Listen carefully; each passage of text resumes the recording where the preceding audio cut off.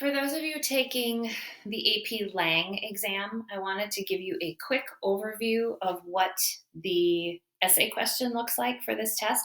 So similar to Lit, they've boiled down the exam format into just one of the three questions that you would typically write. The question this year is called the rhetorical analysis, and that's going to look like the prose question for Lit, and I just want to explain to you what the rhetorical analysis is and what it's asking you to think about. So I made some notes. Let's start up here. That's pretty far away. Okay, so the first thing to consider, there we go, is what is the message of the passage? So what is the writer or communicating? There could be a speaker. Sometimes they'll give you a speech, but in general, we're looking at a writer or speaker.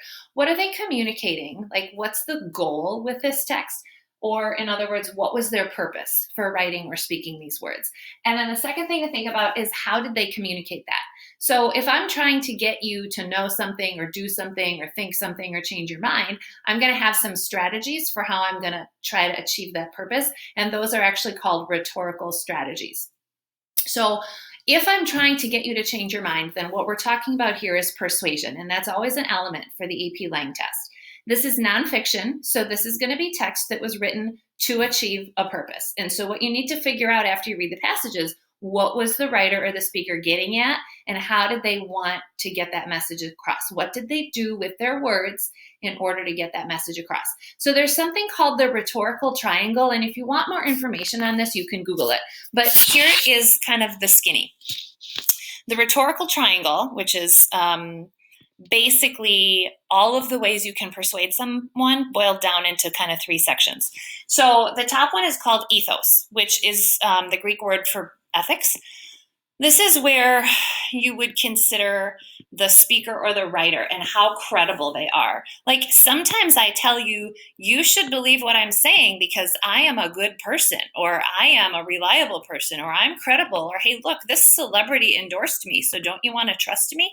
So this is one sort of avenue in a nutshell. There's a lot more to it that someone could try to persuade.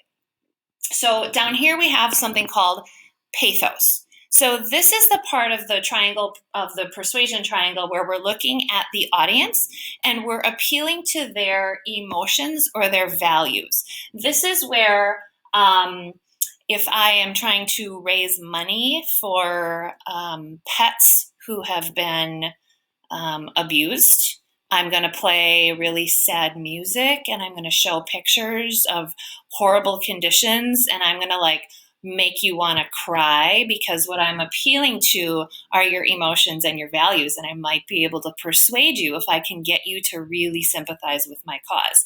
So that's the pathos section. And then over here we have something called logos.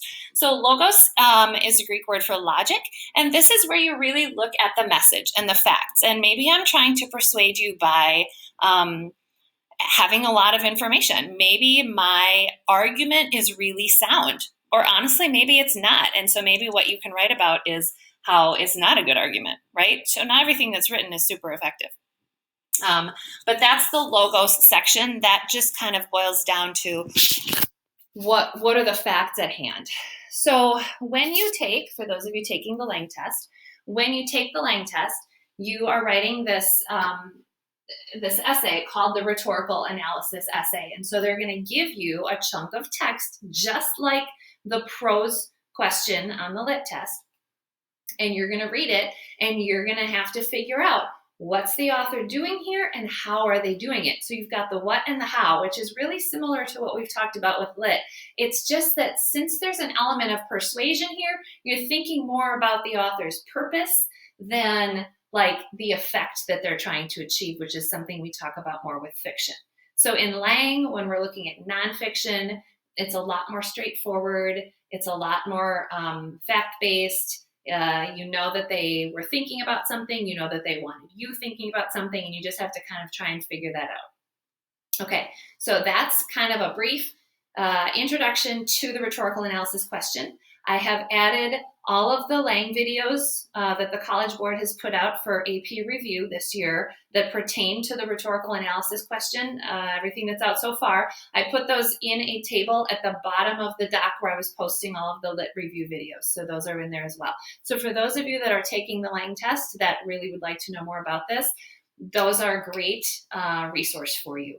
A lot of it's going to be review because there is some focus on writing a good thesis statement, establishing a line of reasoning, looking at the structure of the text or irony or various things like that that we would talk about in Lit.